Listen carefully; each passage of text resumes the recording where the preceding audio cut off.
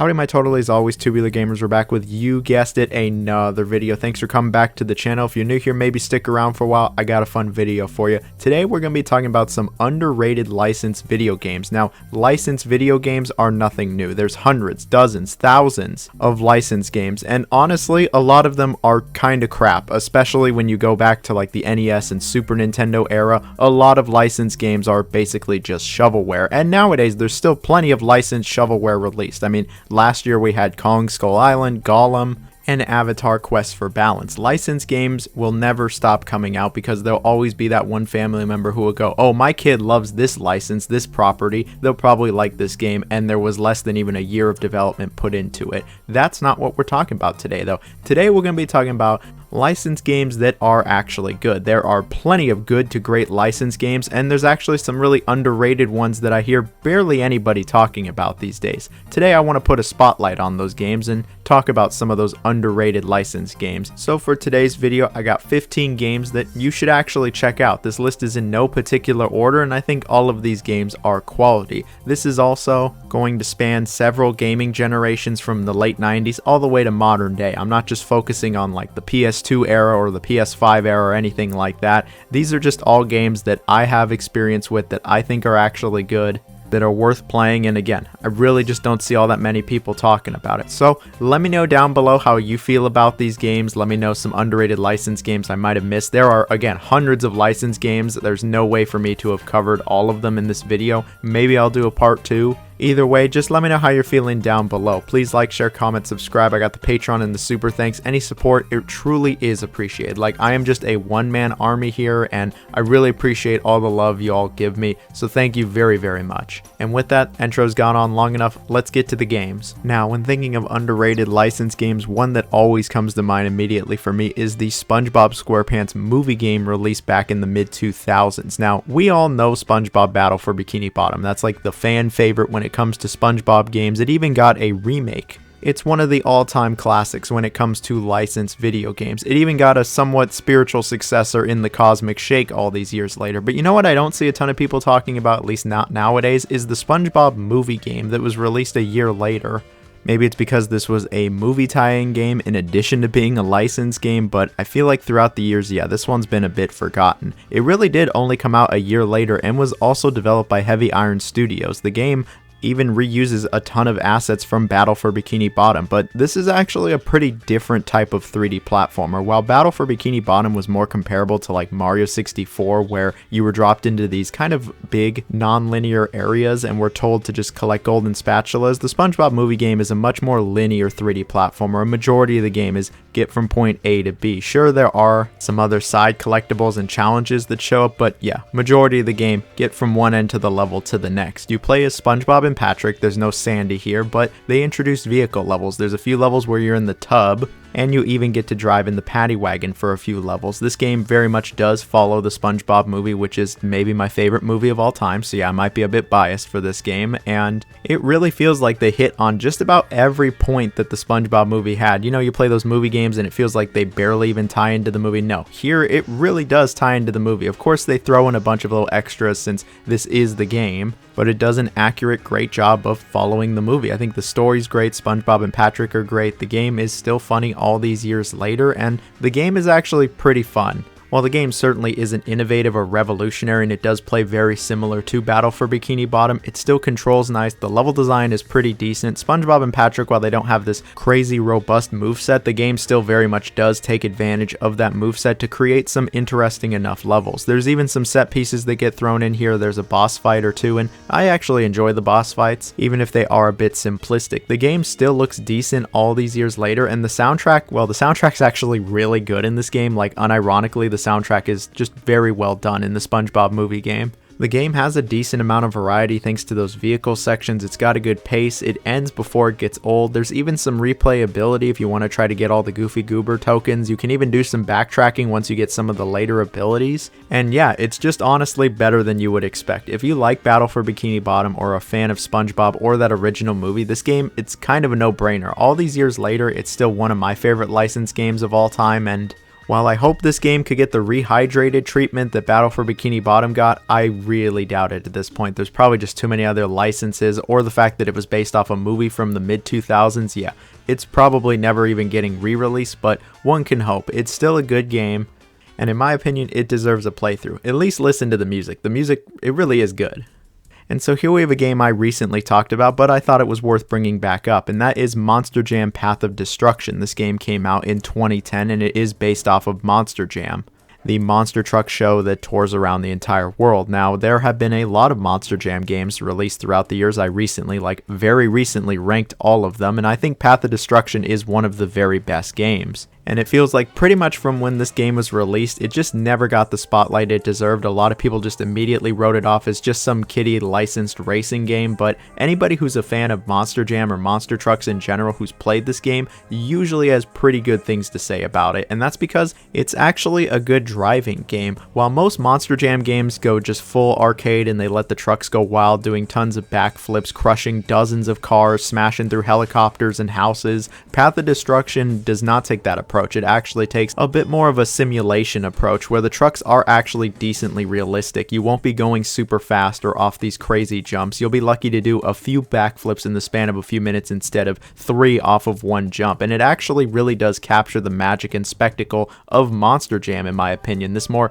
grounded, rooted in reality approach makes for a better experience. The game has a world tour mode, which is, as the name implies, a world tour, and you do tons of events and go to dozens of stadiums, and you'll be doing races and freestyles, which is what Monster Jam is known for. And when I say freestyle, we're not making fire beats or anything like that. That is where the trucks do flips and crush cars and do combos and link stuff together. It's not actually that complex. You just want to do cool stuff in the truck. And as for the racing, yeah, it's actually good as well. Since it's all stadium races, it's nothing too crazy. You're not driving through these wild environments. You're not driving through a neighborhood or smashing a bunch of stuff. No, you're going off some basic jumps, occasionally crushing some cars. That's all you really need. As long as the game feels well to control, it actually feels like, you're controlling these big ass trucks, and it's got good physics. In this game, it absolutely has that. The trucks do feel nice. It takes a 2 analog stick approach where the right stick is the back wheels, the left stick is the front 2 wheels, and yeah, it really does feel like you have complete control over every wheel on the truck. This is probably the best controlling monster truck game that I have ever played. I mean it actually does control well, and it does feel like it is somewhat rooted in reality, and when you do tricks, it really does feel like you actually pulled something off. And the collision detection isn't total ass like basically every other Monster Jam game. There's a ton of different trucks to choose through, even though this is a pretty outdated roster. It has really every truck from the time, and there were some good ones in here like Mohawk Warrior. So that was cool, and the game still looks pretty decent even nowadays. I mean, it was a 2010 licensed game. You gotta give it a little credit. At least it doesn't look like total ass. It's kind of remarkable how all these years later, I still think this really is like the best Monster Jam game. I mean, there have been a good amount since then, and none of them have been able to capture the feel or, again, just spectacle of Monster Jam like Path of Destruction. If I was only gonna recommend one Monster Jam game to you, it would be this one. Unfortunately, it is probably eternally locked to the PS3 and 360, since there's just tons of licenses involved with this game, but anyone who's a fan of monster trucks should check this one out if you can.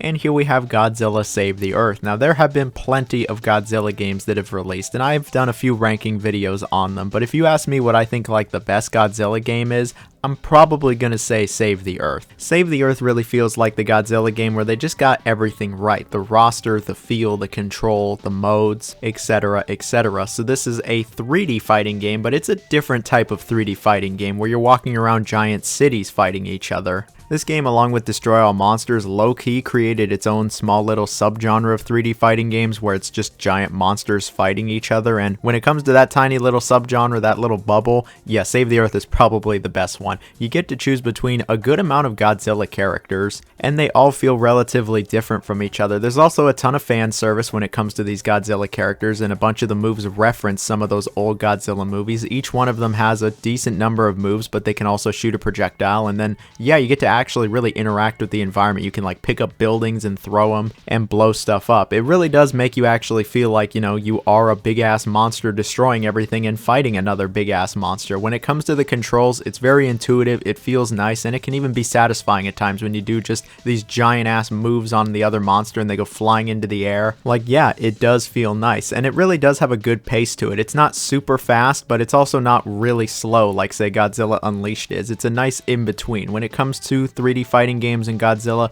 this is the best feeling one. There's also a good amount of stages here that actually do feel different. Some of them don't even have buildings. You're like fighting up in the mountains, and I like the stages here. There's also a bunch of little modes thrown in there. Of course, there is like a normal arcade mode where you play through as each one of the monsters and do a bunch of fights, but there's a bunch of stupid little mini games thrown in there as well, like where you're trying to get the ball in the hoop, and these, while they're not amazing, they're a little distraction. They add some variety, and I've had some fun with them throughout the years, especially in the multiplayer. Speaking of multiplayer, that is absolutely where this game excels. Where I've had the most fun with it is in the multiplayer. Getting some buddies around and everyone just killing each other in this game, yeah, it really is fun. And it's crazy because this game came out like back in the mid 2000s and it had online play. I can't say if it was any good, but it's still impressive nonetheless. This game absolutely needs a re-release with that online play reinstated. It doesn't need like a full-blown remake or anything. The game still looks nice and has a good art style. I just think it should be more widely available. It's such a different type of fighting game that I think it might actually do well, and it's got the Godzilla license behind it, so I think at least some people would check it out. It's probably in license purgatory since I think it was put out by like Atari, and who knows whatever the fuck's going on with Atari. Either way, it is absolutely worth checking out, and unfortunately it's gotten very expensive these days, so an emulator is probably going to be your friend. And so here we have a childhood classic of mine, and that is the Lilo and Stitch game released for the PS1. Now, I know there are plenty of people that are probably like, there was a Lilo and Stitch game on PS1. Yes, and it's actually pretty decent. While I'm not going to act like it's anything remarkable, and at times it does have a hard time standing out from other 90s platformers, other licensed platformers, it still is a fun time. The game does follow the movie, or at least it kind of follows the movie, and sees Lilo and Stitch trying to form a relationship and aliens show up, etc. If you haven't seen Lilo and Stitch, go see it immediately. It's one of the best movies ever. Seriously, I really do actually love Lilo and Stitch, so maybe I'm a bit biased for this game, but the story is just kind of there in this game. They throw in a bunch of levels and areas that absolutely were not in the movie at all, but you know what, that's fine. It is a game after all, and if you take a look at this game, you'll immediately notice that it looks very similar to another 3D platformer from the 90s, particularly Crash Bandicoot. Yeah,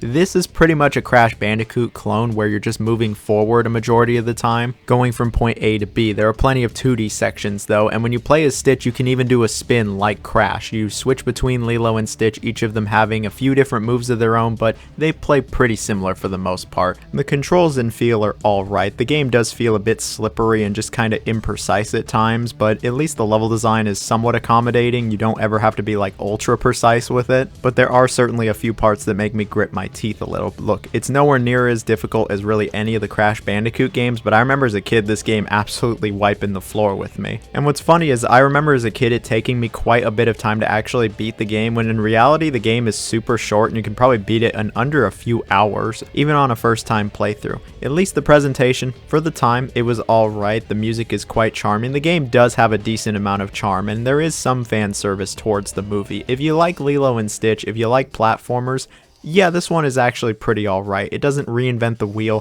For some reason you fight a bunch of golems and it does get a bit repetitive with the boss fights, but I still think this was a somewhat enjoyable experience. I'm not going to act like this is one of those hidden gems you absolutely must play. Every PS1 owner needs to go check out this game. No, it's not that at all. It's just better than I thought it would be. And so here we don't just got licensed games from my childhood. Here we actually have a modern game, and that is RoboCop Rogue City, which came out in 2023. Now, pre-release, I wasn't really sure what to make of this game, but after playing through this entire game, oh, it is so good. Actually, this game is way better than it has any right to be. Taking place after RoboCop 2, the game has its own original story about RoboCop going up against a new gang of people, and the story, while it's nothing special, it really does play up a lot of RoboCop RoboCop's themes, and I think it actually does a decent job representing RoboCop, not only the character, but the world and the setting, and yeah, it's actually alright. Fans of the movies will really like what this game has, but what really sets this game apart is the gameplay. This game absolutely fucks when it comes to the gameplay. It is ridiculously good. This is one of my favorite first-person shooters of the last few years.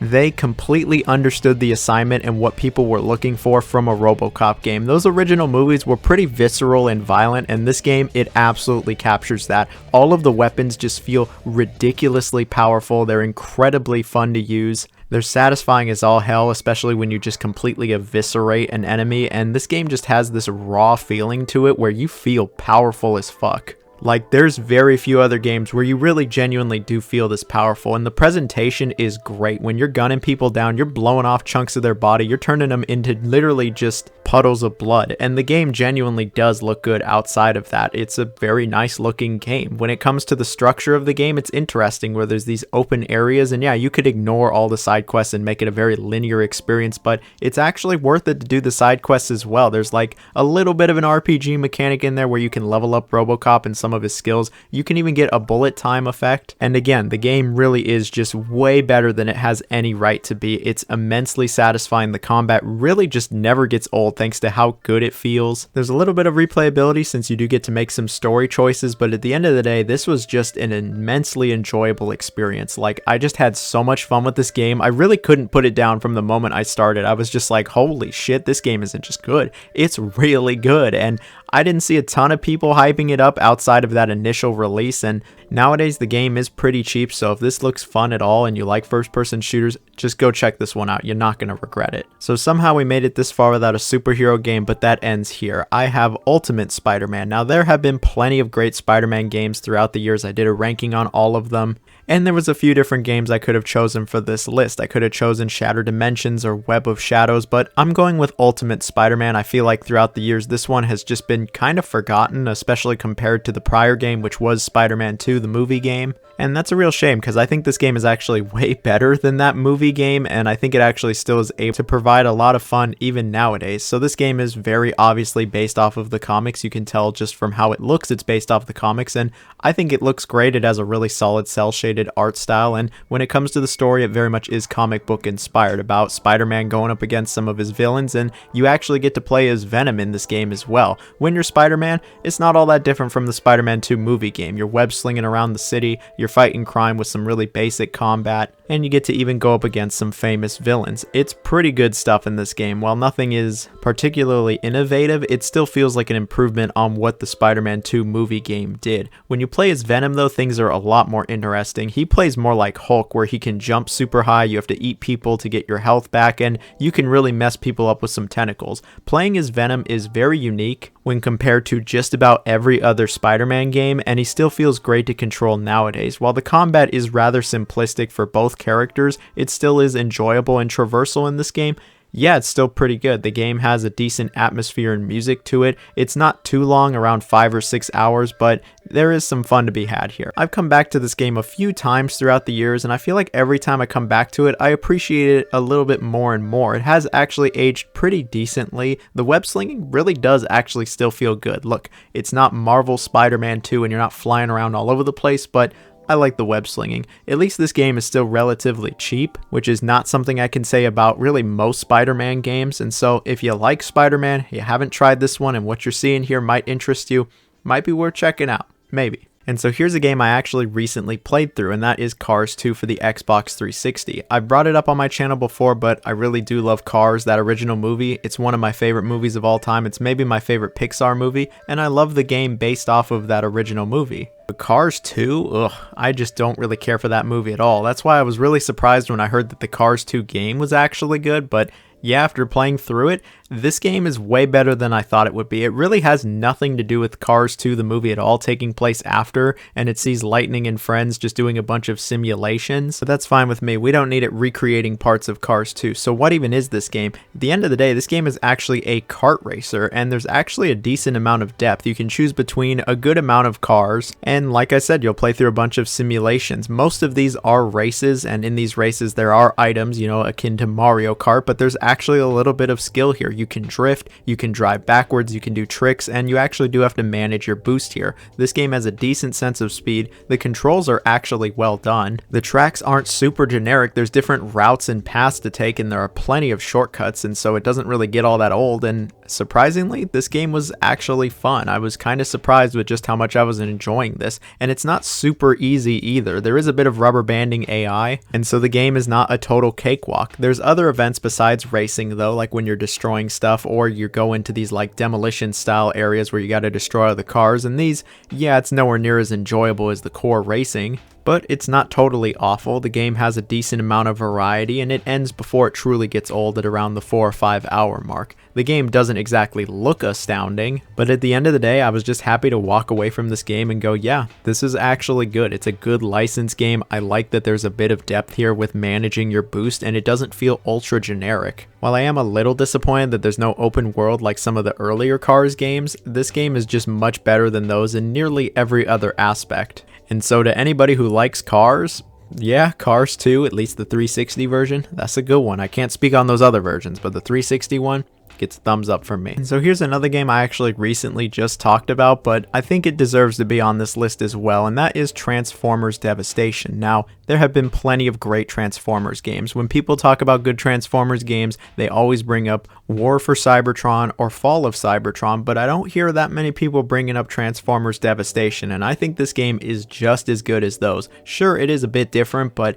this game was immensely enjoyable, at least for me personally. It was developed by Platinum Games, yes, Bayonetta, Nier Automatopoeia, Metal Gear Rising Revengeance Platinum Games, and it absolutely has their style. It's based off of like early Transformers from the 80s. It looks like it, there's a ton of fan service, and it has a really nice aesthetic to it. I love how this game looks. The cell shading is just very on point, and when it comes to the gameplay, yeah, it's a hack and slash character action game, whatever you want to call it. If you've played any of Platinum's games, you'll immediately understand how this game works. It's incredibly satisfying. Fast-paced combat about some robots kicking some ass. You can switch between on foot and into a car whenever you want, complete with that amazing transformation sound, and there's a bunch of combos that have you turning into the car, switching back and forth, and yeah, the combat gets pretty crazy in this game. There's not as much depth as, say, Bayonetta, but it's still pretty enjoyable. There's 4 different characters to choose from, and they all feel very different from each other. Like, even Bumblebee and Sideswipe feel pretty different from each other, and they're like almost the same size. Something else that's pretty interesting about this game is it has a Diablo-style loot mechanic where you get just basically random loot for each of your Transformers, and while this does feel a little out of place, it still is a cool mechanic and provides a little bit of variety.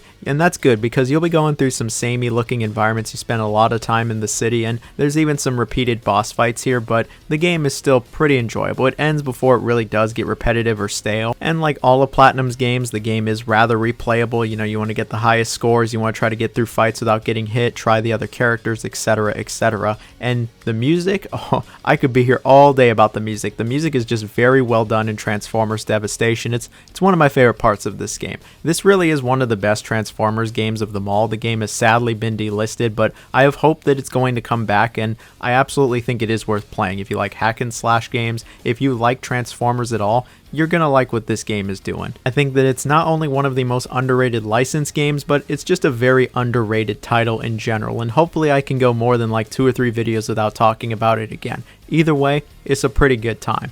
Alright, and here's a game that just doesn't get enough love in my opinion. That is Batman Arkham Origins. Now, I know there are a lot of people that don't really care for this game and its story and think it's far inferior compared to all of the other Batman Arkham games, which, to be fair, I think it is weaker than the main trilogy.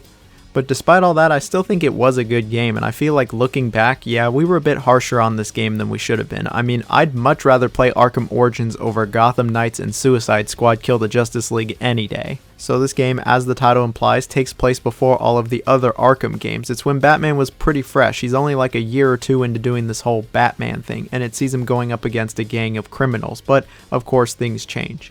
I know the story isn't everyone's cup of tea, and some people don't like the direction the story takes, and while I kind of agree I don't love the direction the story takes, I still think it was alright. I will say though, it was odd that Batman doesn't have the same voice actor as the other Arkham games, and sadly the voice actor has passed away, so I guess we'll just never be able to have that level of consistency. Story aside though, this very much is a Batman Arkham game. If you've played Arkham Asylum, City, or Night, you'll immediately know how this game plays. You're dropped into a big open world, this time Gotham City. and you get to stop a bunch of crime. There's a bunch of main antagonists to go after, there's some side missions, there's some collectibles like the Riddler trophies. Batman, of course, can glide around. There's the Batman combat that would low-key revolutionize how combat is in third-person games. And yeah, the combat is pretty solid in this game. They try to add a little bit more depth here with some of the tools. When you're not in combat, you can be stealthy and take people out one by one. And yeah, the stealth gameplay, it's also pretty well done in this game. Something that Arkham Origins does that Arkham City and Asylum did not do is it focuses a lot more on Batman's like detective side, where you really recreate crime scenes and examine everything, and Arkham Knight would actually bring this over. I think it's pretty good in this game. Something else that I think is actually pretty good that not enough people give this game credit for is the boss fights. This game actually has some really good boss fights. The boss fight against Firefly, the boss fight against Deathstroke, they're actually some of the best in the entire Arkham series. And I know plenty of people were bummed that Deathstroke shows up at the very beginning of the game, but at least it was a good ass boss fight. And so you might be wondering why this game's on an underrated list, but you'd be surprised how many people actually didn't care for this game. And you know, there are certain areas that the game totally is lacking.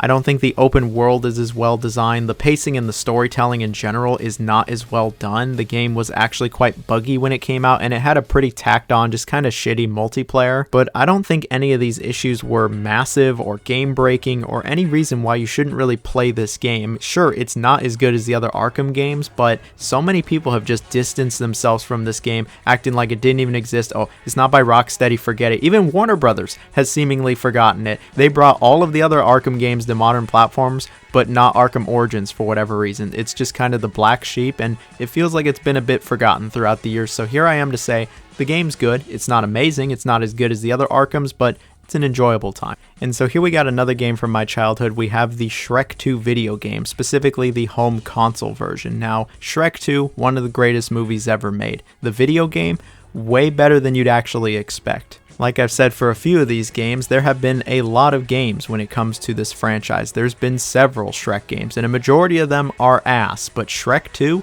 this game is actually good. I grew up absolutely loving this game, and I came back to it a few years ago to rank every game based off of Shrek 2, and I thoroughly enjoyed this game still. It actually holds up incredibly well. So what kind of game even is this? It's a 4-player brawler, yes, like an actual beat 'em up, where you can play through the entire game cooperatively and you really just beat the shit out of everything. If you don't have anybody to play with you, you'll have bots to join you, and you can freely switch between all of the characters. There's a good amount of characters here. It's not just like Shrek, Donkey, Fiona, and maybe Puss in Boots. No, they got a bunch of other Shrek characters in here. And they're all somewhat different from each other. Each one of them really has a special ability or two that actually, makes them distinguishable from each other. Who you're playing as matters even a little bit. And then, yeah, you just go beat the absolute piss out of everything. Whether it's angry people or creatures or trolls or monsters, whatever, you just beat everything up. While the combat is very simplistic, it is a one-button beat 'em up, it still is enjoyable, if not a bit mindless. Thankfully, there are a few things that do mix up the gameplay. You'll solve very rudimentary, easy puzzles, and there are some mini-games that show up. At the end of every level, you have a hero time moment where you get to do something by yourself, and this,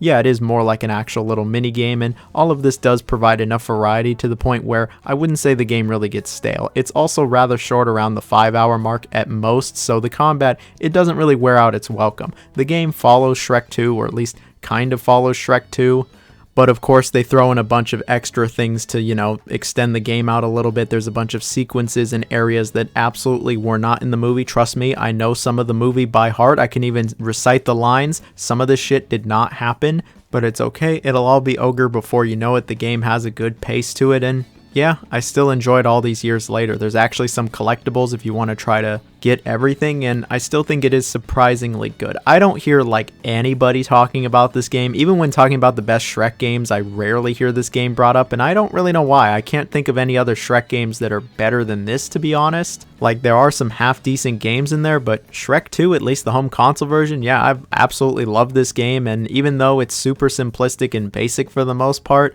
yeah, I've just never really not had a good time with it, and you can play the entire game with friends. How is that not cool? Either way, if you like our big green friend, or maybe you want to get hyped for Shrek 5, there's no better game to play than Shrek 2. And so here's a game that's had a bit of a resurgence as of late, and that is X-Men Origins Wolverine. Now, before the latest Deadpool movie, you could find this game pretty cheap, but nowadays, yeah, it really has shot up in price, and I think that's because a lot of people not only have nostalgia for Wolverine and Hugh Jackman, but they realize that this game is actually hella good. Now, X-Men Origins Wolverine, I remember seeing it way back when and thinking it wasn't particularly very good, but I saw the game at GameStop on like the bargain shelf for like under $5, and so I decided to check it out and was pleasantly surprised. In fact, I would actually say this is one of the best superhero games like ever. This game goes absolutely nuts and has barely anything to do with the movie. Like, at times it follows the movie, but for the most part it just kinda goes off the rails and does its own thing. The game is actually rated M also, so they really let Logan just go all in here. The game is a hack and slash character action game, whatever you want to call it, that's very similar to other hack and slash games from the late 2000s, and like I said, the game is rated mature, so they just let you go in with the ripping and the tearing. You are absolutely just shredding people in this game. A majority of the game is flashbacks in like Vietnam, and you'll see Wolverine just jumping all around, ripping and tearing people in half, throwing people into helicopter blades. It's bloody, it's violent, but most importantly, it's fun. Sure, the combat doesn't have a ton of depth to it, and it is rather basic at times, but it's satisfying and it's always a good time.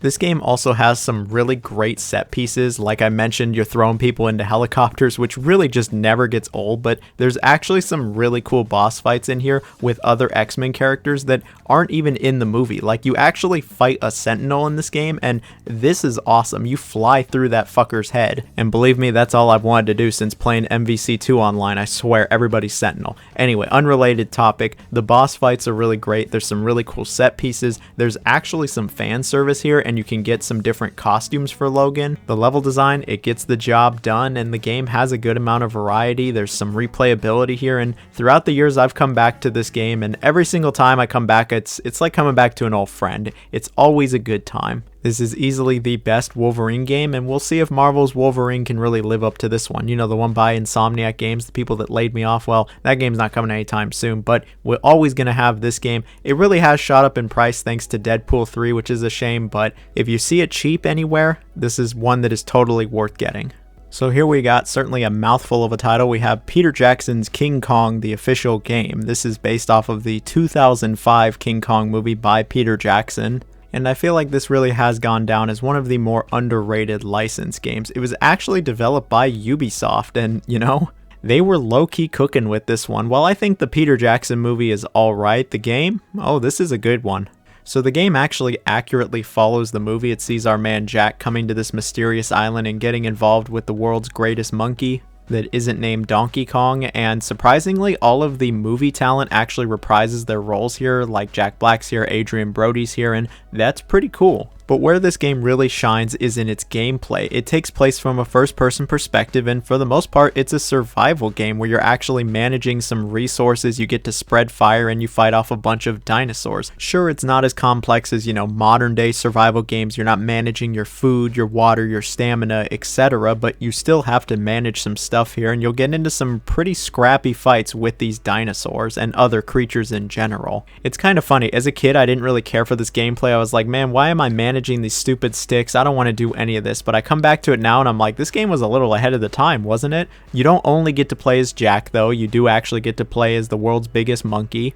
And here it's more like a beat 'em up where you just beat the shit out of some dinosaurs, and there are some pretty sweet executions here. Kong can really mess these dinosaurs up. The Kong sections, while they aren't particularly long, they certainly mix up the game and add some much needed variety. Otherwise, you're just kind of sticking spears into dinos' mouths. But at the very least, there are some really cool set pieces in this game, and the end of the game in particular is actually pretty good. I'm sure everybody knows what happens at the end of the movie, but the end of the game, yeah, it's pretty awesome also. While the game isn't super long, and there's not really any reason to go back to it after you've beaten it, it still is one of those more enjoyable, underappreciated license games that might be worth your time. If you're a fan of the movie, or maybe you saw one of the newer Kong movies and you're like, you know, I kind of want Kong in a game, well, this is a lot better than Kong Skull Island. We'll see if any of those newer King Kong games are able to be better than this one, but as it stands, this is the best of the King Kong games, and This game is much better than I think most people would expect. I also want to specify I only am familiar really with the GameCube and 360 version. I know there's plenty of different versions of this game and I can't speak on all of those. The GameCube and 360 version,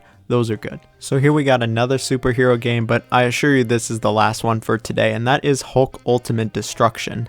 I gotta say, being a Hulk fan the last 10-15 years, it's been a bit weird. In the 2000s, Hulk was like insanely popular. He was probably in the top 5 most popular Marvel characters of them all, with Spider-Man and Wolverine, but nowadays I feel like he just isn't as popular. Maybe it's because he never got his own movie or all the issues with Universal, but what I'm trying to say is we aren't hulking out like we used to. This game though, oh yeah, it's hulking out. The developers knew exactly what they were doing when they were making this game. And what they've made here is not only the best Hulk game by a wide margin, but one of the greatest superhero games of them all. This game just kicks some serious ass. It's actually an open world game that sees Hulk just whooping ass. You play exclusively as Big Green Machine Hulk. You never actually play as Bruce Banner. Good, get that shit out of here. We don't want to play as him. We want to play as the Big Green Machine, and yeah, you get to just destroy shit in this game. Hulk can jump super high. He can rip cars up and turn them into boxing gloves. And speaking of which, you actually get to just rip a bunch of shit up. You get to rip shit up and turn it into weapons. You get to throw stuff. You get to beat shit up, and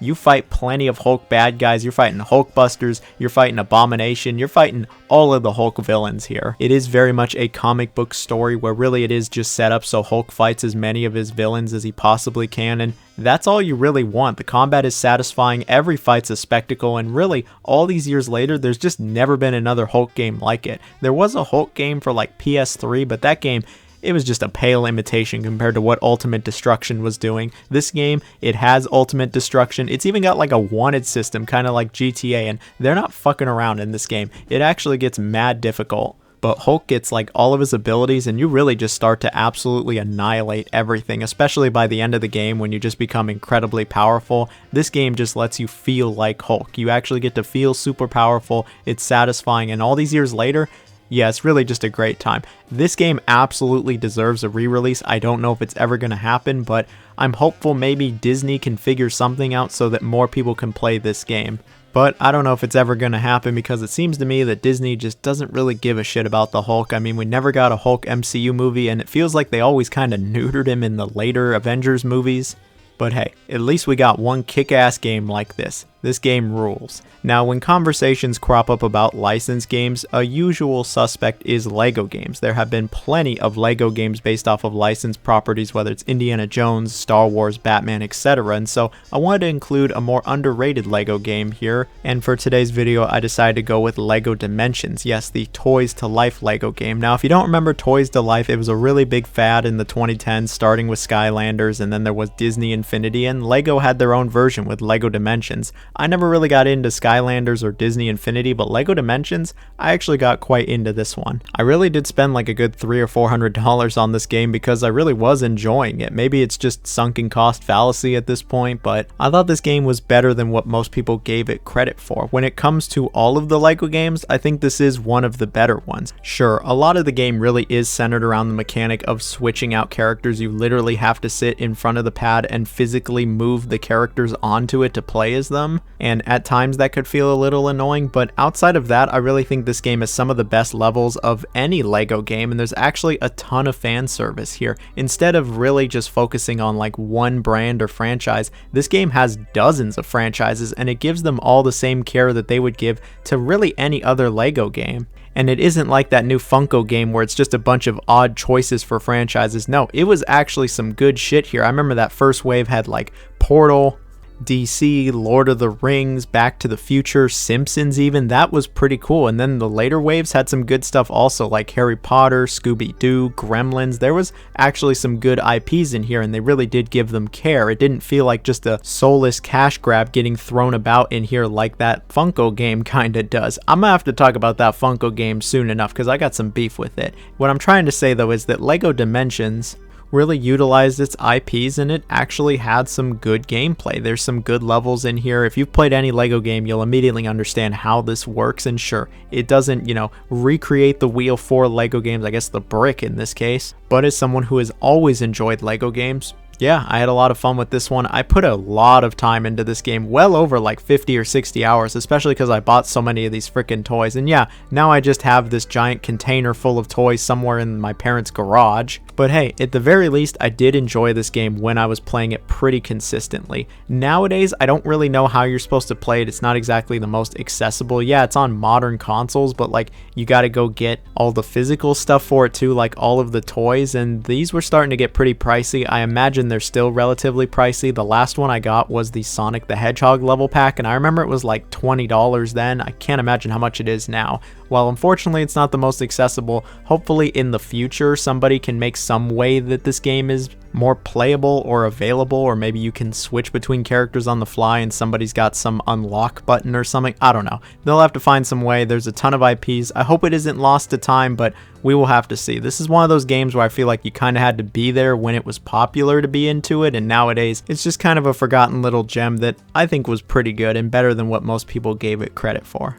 Alright, so last game for today, and we have the Simpsons game that was released in 2007. Now, when you talk about Simpsons games, everybody always goes to Hit and Run immediately. It's one of the greatest licensed games of all time. It absolutely deserves a remake. But you know what? I don't hear that many people talk about this Simpsons game. It came out around the time of the movie, but actually has nothing to do with the movie, and I think it's one of the best Simpsons games. But that's not really saying much, since a majority of them are just absolutely awful. And while this game wasn't all that well received when it came out, I think nowadays it is decently underrated. It stars the Simpsons family, Homer, Marge, Bart, Lisa, and Maggie, who find out that they're actually part of a video game and are given superpowers to resolve, well, several situations. The game is very meta and breaks the fourth wall several times, and there's plenty of relatable moments here, especially if you were a gamer back in the 2000s. And at the very least, the game is actually funny. It has that Simpsons sense of humor. It looks like the show. In fact, when it comes to the in-game graphics, I like how this game looks. The cell shading is actually pretty good, and they nail the feel and aesthetic of The Simpsons in general. When it comes to the gameplay, it is a little all over the place. Sometimes it's a platformer, sometimes it's a brawler, sometimes there's like puzzle elements to it.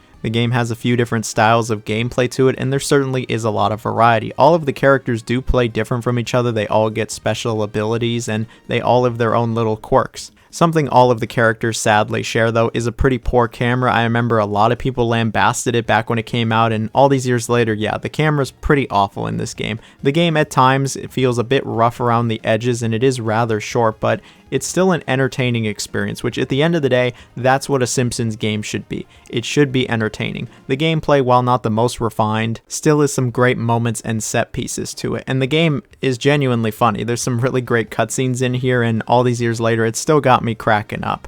But I feel like a bunch of people just wrote it off as another terrible Simpsons game, and this really would be like the last Simpsons game we would get outside of any mobile games. Well, at least the game wasn't total ass. I played it back when I was younger. I enjoyed it then. Nowadays, I still think it is good, but I can agree that it's not amazing. I'd still would say, though, it's an underrated time. And that's really it for today's video. I hope you all enjoyed it. I hope there was some games maybe that you haven't heard of or something that grabbed your attention or interest. Either way, let me know down below. If you are going to comment down below, though, you should comment our secret code word, which is chocolate. I could definitely go for some chocolate right now. You tell me that down below, you're going to get a heart from me. Thank you very much, everybody. Hope you all have a wonderful day, and thank you for all the support. Seriously. See you later.